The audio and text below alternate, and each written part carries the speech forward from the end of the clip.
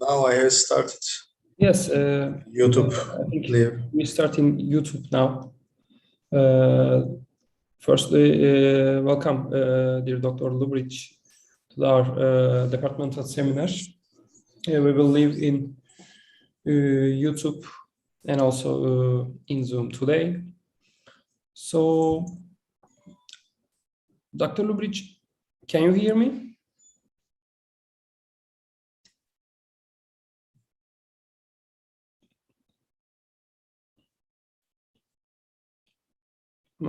I think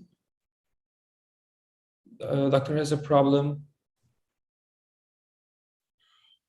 Wait a minute to reconnect for him again. Okay. So.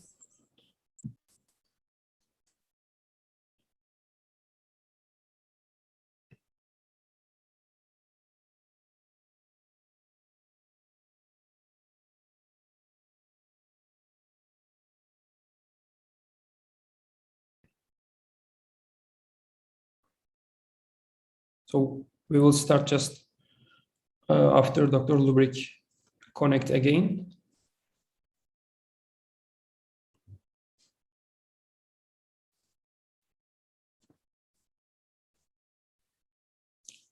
So yes, dear Luburic. Right again. Okay. Okay. Perfect. I hope you'll be Welcome again. Thank you very much. So we start our YouTube broadcast also.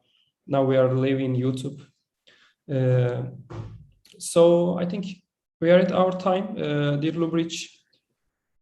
So let me introduce our guest first, and then I will leave the floor to him.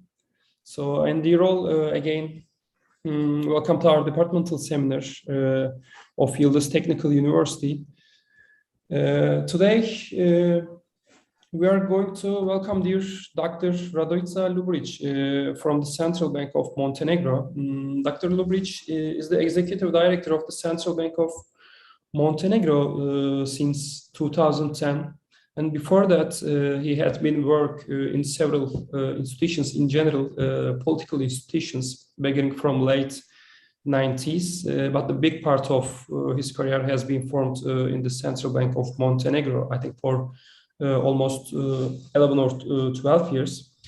He is also active in an academic manner with tens of published articles and books, and his works generally focus on management issues such as risk management, operational risk management, crisis prevention. And of course, based on this career, without a doubt, Dr. Luburic has a big experience on economic management. And today, Dr. Luburic will be with us under the title of Crisis Prevention, the Coronavirus Pandemic and the Post-Pandemic Era, as you see in the screen. Dear Luburic, before leaving the floor to you, let me say again, of course, dear participants, you can ask your questions after the presentation by raising hand, or you can write them down to the chat box in Zoom or YouTube. And of course, you can ask your questions by raising hand and turning your microphones on. And dear Luburic, I'm leaving the floor to you. Now we are listening to you. Good afternoon. Thank you. It is my great pleasure to speak at the Yıldız Technical University, ECONTALKS Fall 2021. You said that the title of my presentation is Crisis Prevention, the Coronavirus Pandemic and Post-Pandemic Era, Challenges, Risks and Opportunities.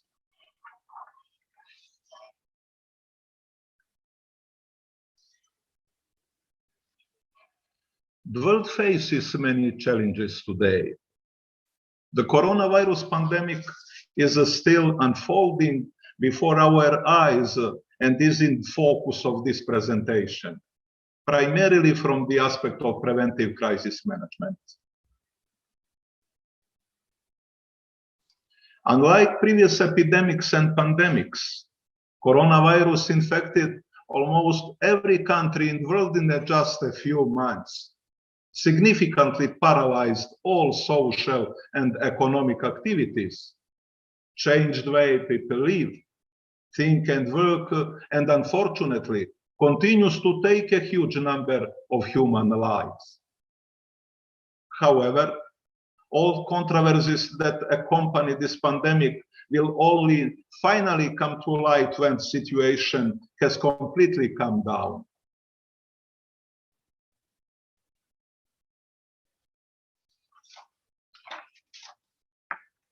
It is already clear that while coronavirus pandemic has demonstrated a number of the advantages of a digitalized and globalized world, it has highlighted even more its numerous risks and dangers. This pandemic, in fact, has in many ways stripped bare the world in which we live, revealing all its virtues and flaws. Without considering the external and internal context in which this crisis takes place, as well as the events and processes that preceded, it is very difficult to understand all complexity of current pandemic.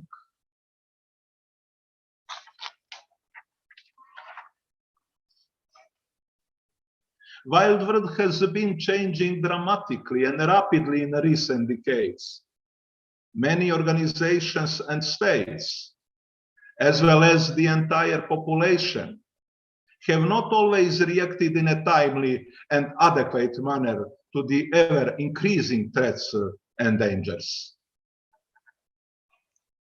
Many researchers claim that, with the exception of famine, which has been humanity's worst enemy for thousands of years, nothing has killed as many people as viruses, bacteria and parasites, neither all wars added together, nor natural disasters like earthquakes or volcanic eruptions.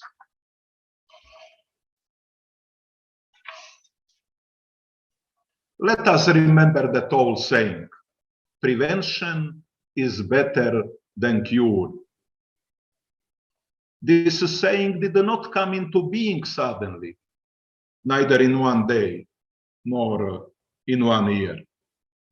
It sprang from life and has been tested and confirmed over the centuries.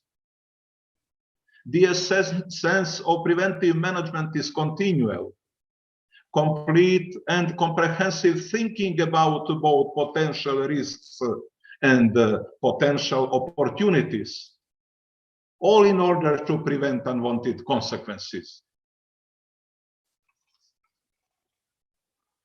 This is achieved by operating a system of complex processes from which the following relevant groups stand out. The key processes of preventive management are quality management, risk management, taking advantage of opportunities, preventive undesirable results,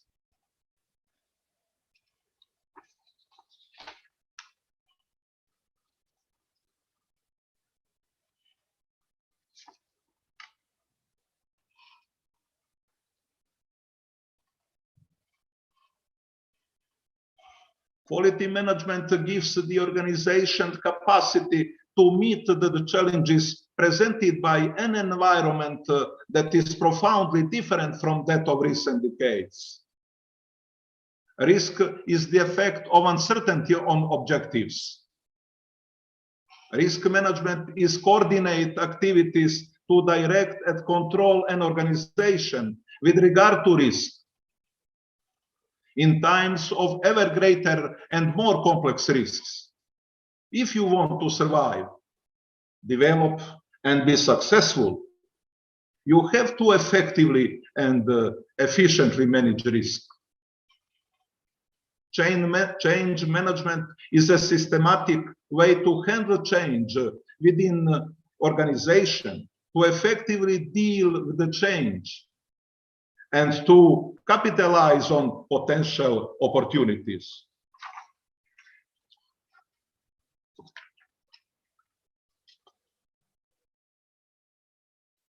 Risk-based thinking and crisis-based thinking are new management concepts of preventive action, with the primary goal of preventing undesirable results and preserving the value of the organization.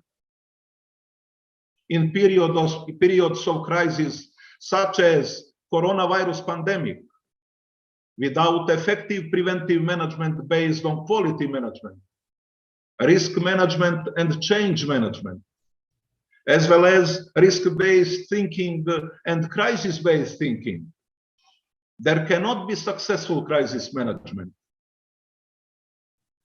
Experience has shown us that it is much better to solve any problems and incidents on time, rather than to let them turn into a crisis.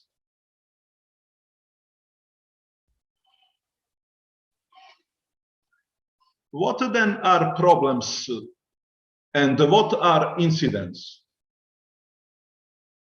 Simply put, problems are visible and invisible barriers met on the way to achieving goals. Incidents are the consequences of problems that have not been resolved in a timely and adequate manner. According to an international quality standard, an incident is defined as an event that can be or could lead to a disruption, loss, emergency, or crisis. How do crises arise? A crisis is most often the result of accumulated problems and incidents which have not been successfully resolved in a timely manner.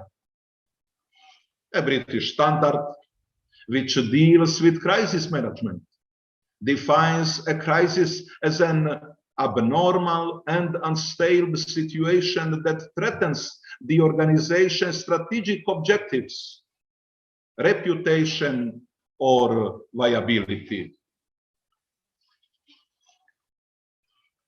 Please look at the picture, which shows key characteristics of problems, incidents, and crises. As shown in figure, problems are foreseeable. Incidents are usually foreseeable, while crises are unique, rare. Some elements are foreseeable and other unforeseeable. While problems are manifestations of ongoing barriers and incidents are gradual failures with warning signs, crises are often sudden and unexpected because system of prediction, recognition, and early warning did not work. For solving problems, ad hoc solutions are often applicable, while incidents can be resolved by applying appropriate predefined procedures and planned resources. On the other hand, crises cannot always be resolved by established procedures and plans. They require change and innovation, a designed, timely, flexible, strategic, and sustainable response. And when it comes to such a global and total crisis as coronavirus pandemic, an adequate global response is required. Crisis prevention is a very complex process that requires new ways of thinking and new knowledge, much of which comes from the areas of quality management, risk management, and change management. Quality management is based on 7 principles, and benefits of their implementation of crisis prevention are shown in the following figures. The quality management principles are customer focus, leadership, engagement of people, process approach, improvement, evidence-based decision-making, and relationship management. All quality management principles, both individually and in total, provide significant benefits to crisis prevention, and they contribute to promoting a culture of change and a culture of improvement. Without fully implementing quality management principles, it is very difficult to achieve sustained success. The quality management principles graded on a scale from 1 to 7 show the key influence of people on all crisis prevention processes.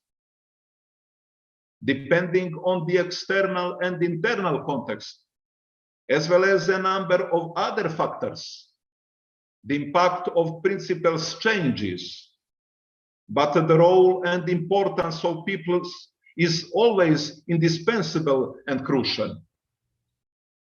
The purpose of risk management is the creation and protection of value. The 8 risk management principles in terms of crisis prevention, as well as their impact on value creation and protection, are shown in the following figures. The risk management principles are integrated, structured and comprehensive, customized, inclusive, dynamic, best available information, human and cultural factors, and continual improvement. The risk management principles graded on a scale from 1 to 8 show the key impact of integrating risk into all organizational activities, as well as, once again, the indispensable and crucial impact of people on all processes of value creation and protection. Depending on the external and internal context, and especially on people's behavior, culture, and risk culture, the ranking of the impact of these principles also changes in every concrete situation. To improve overall processes, quality standards, both in fields of quality management and risk management, make use of the Pdca cycle.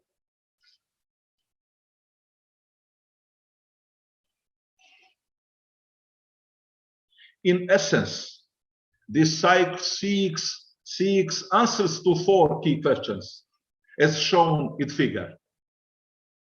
Plan, what should it be like? Do, what should we do and how should we do it? Check, what was achieved? Act, what else is there to be done? Each completed cycle has to lead to the start of a new cycle with a new plan, new information, and the new application of acquired knowledge and experience from previous cycles.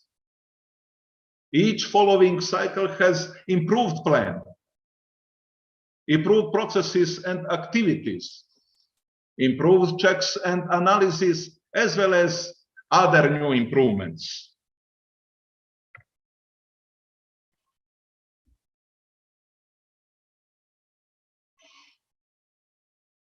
In essence, each new cycle represents an improvement of improved improvements.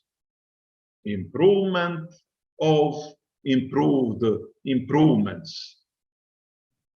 There is no successful crisis prevention without a continual review of all processes in the organization, their continual improvement, and their innovation. Starting from the fact that everything is a system made up of subsystems that are in constant interaction with the changing environment, it can be concluded that everything is subject to change. The key problem, however, is not in the change, if it is implemented in a timely and adequate manner, but in fact that subsystems in that process usually do not change synchronously. This is very important for crisis prevention and management. And so we need to create an effective model to put everything in its place. The model is made up of 7 phases, as shown in the following figure.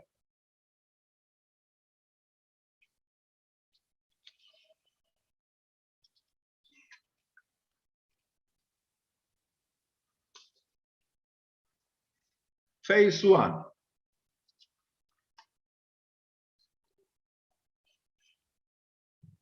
According to an international quality standard, an organization is defined by its identity and context. The identity of an organization is determined by its characteristics, based on its mission, vision, values, and culture. Phase 2. Top management bears the greatest responsibility for the success or failure of the organization. Its task, among others, is to create the necessary conditions that enable employees to resolve the causes of problems and incidents before the emergence of a potential crisis. At the same time, everybody in the organization must be ready to look for and take advantage of any opportunities that arise. Phase 3. In this model, quality management principles and risk management principles work together and for each other. As we have already seen, there are numerous benefits that these principles bring to organizations in crisis prevention. Of particular importance is their great influence in changing their way of thinking among all stakeholders. This new way of thinking creates new behaviors and an improved business culture with the aim of preventing a crisis and achieving sustained success. Phase 4. There cannot be successful crisis prevention without successful management of change and conflict. It is very important that changes are first successfully implemented in stable conditions in order to be employed successfully in crisis situations. There is no effective and efficient change management without a developed culture of dialogue. And above all, without mutual trust and mutual respect. A culture of dialogue actually encourages constructive conflicts that have an integrative character and are desirable, unlike destructive conflicts that lead to disintegration. Phase 5. There are 3 supporting pillars of created crisis prevention model as shown in the figure. For successful prevention of a crisis, people play the most important role, and they must not only be competent to carry out their tasks, but must also have personal integrity. The competence of employees is measured by their training, their knowledge, skills, experience, and ability to put it all into practice. Personal integrity is expressed by their professionalism, their dedication and the loyalty to the organization and its mission, vision, values, and culture. The success of management, after all, is best reflected in its willingness to recognize, encourage, and develop in employees what is best in them.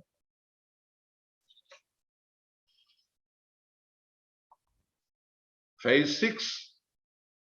Dealing with change is fundamental to preventing and managing a crisis.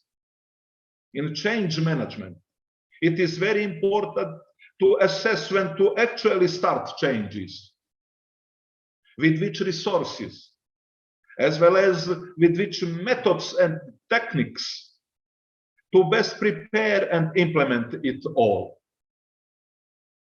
Many think that this is the end of the process, but it is not. While it is very important to implement changes, it is even more important to stabilize them before fully integrating them into the system. Only this way can there be significant strengthening of the organization resilience to crisis. And phase 7. However, it is crucial to understand that the processes are never fully completed, but have to continue with a new cycle of change, including the lessons learned and further review, followed by new improvements and innovation. Creative model is original and universal. It is also completely open to further review and improvement. It is applicable in all areas, in both stable conditions and in dramatic circumstances of instability and global crises, such as current coronavirus pandemic.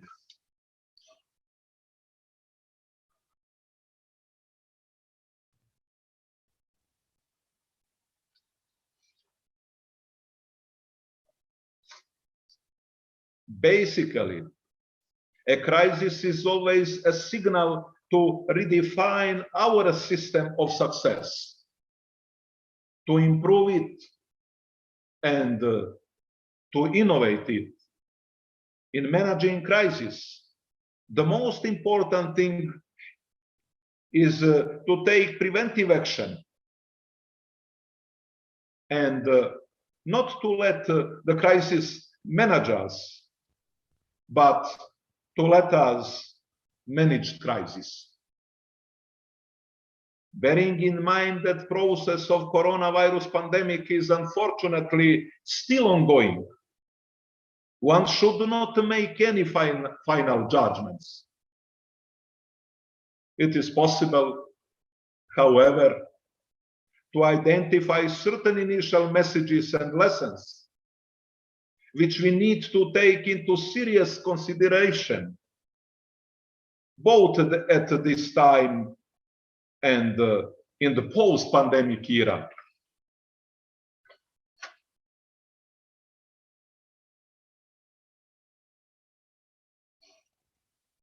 Let us name just a few. Although crisis situations are by their nature a race against time. Preventive action does not lose its significance even then. On the contrary, it is precisely in crisis situation that the most important thing is to solve burning problems, not be late and not miss opportunities. If organizations are able to effectively and efficiently master quality management, risk management and change management in stable conditions, they will be much more successful in crisis situations.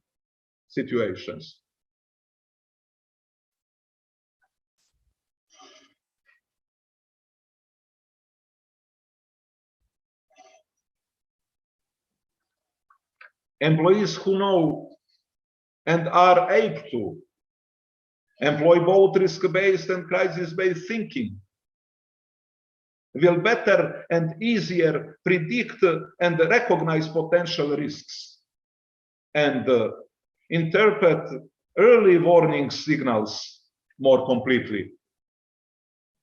In conditions of ever more frequent crises, employees will learn to live with crisis and to think on the basis of crisis. In a word, they will be more ready to face the next crisis, regardless of all the challenges and uncertainties.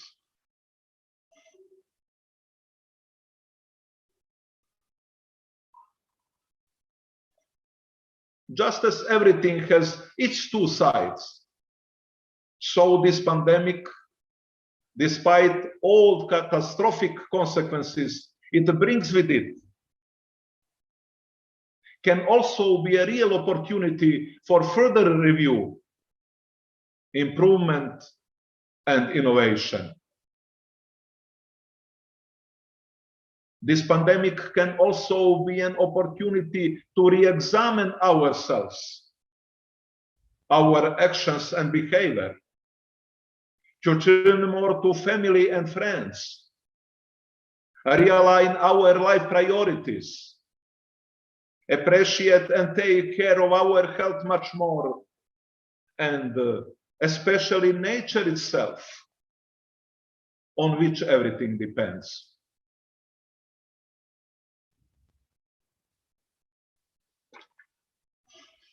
Sooner or later, we will enter post-pandemic era, but it is not the end of our crises. The greatest crisis already facing us are climate changes, which can have unforeseeable consequences, even calling into questions very survival of humankind. Coronavirus pandemic speeded up the process of digitalization and has forced organizations to adapt quickly to a different reality and accept the inevitability of new ways of living and working.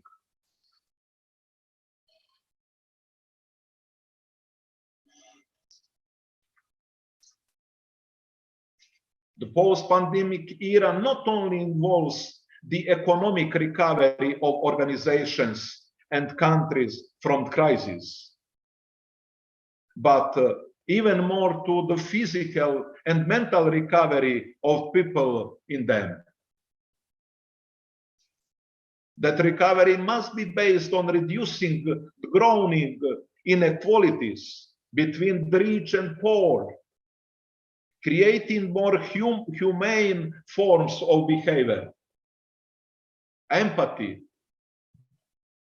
greater fairness and solidarity, as well as promoting the best human values.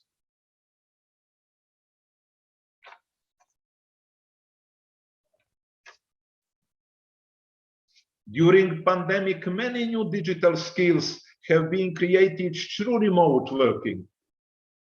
It must be borne in mind, however, that information technologies cannot replace the basic need for people to meet, talk to each other, look each other in the eyes, observe body language, and their reactions to simply be together. Direct physical contact greatly assists creativity, innovation, brainstorming, understanding, and synergy. There is a need to guard against total enthusiasm for doing everything remotely, because it raises serious issues about the existence and survival of a community.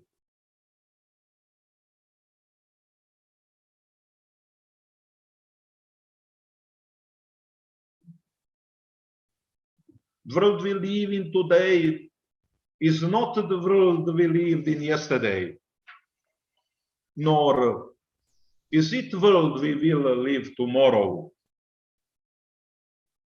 With the dramatic acceleration of change, dizzying advances in the digital technologies, the ever faster and uncritical adoption of a virtual way of life and work, and above all, the increasing alienation of people, our future could become a victim of our past.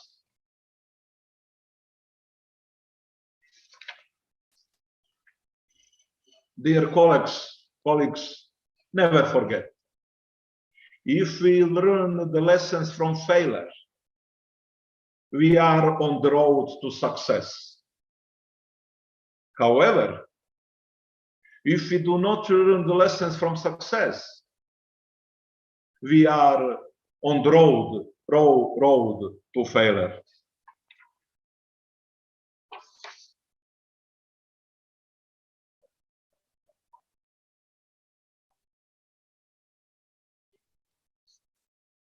Thank you very much, and I would like to wish you all a very happy New Year.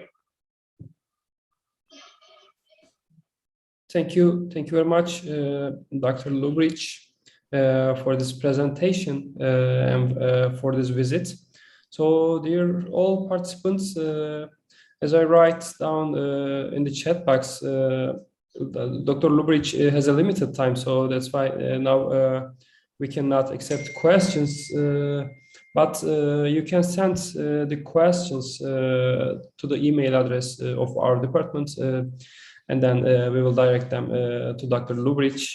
So after that, Dr. Luburic will try to answer your questions. We're ending the seminars, and it's also the last seminar, the last departmental seminar of this semester. Next semester, again in ECONTALKS series, we will be together. And dear Dr. Luburic, again, thank you very much for this good presentation and visit. And dear all participants, also thank you very much for all you. And now I think we can end the Zoom session. Thank you very much again.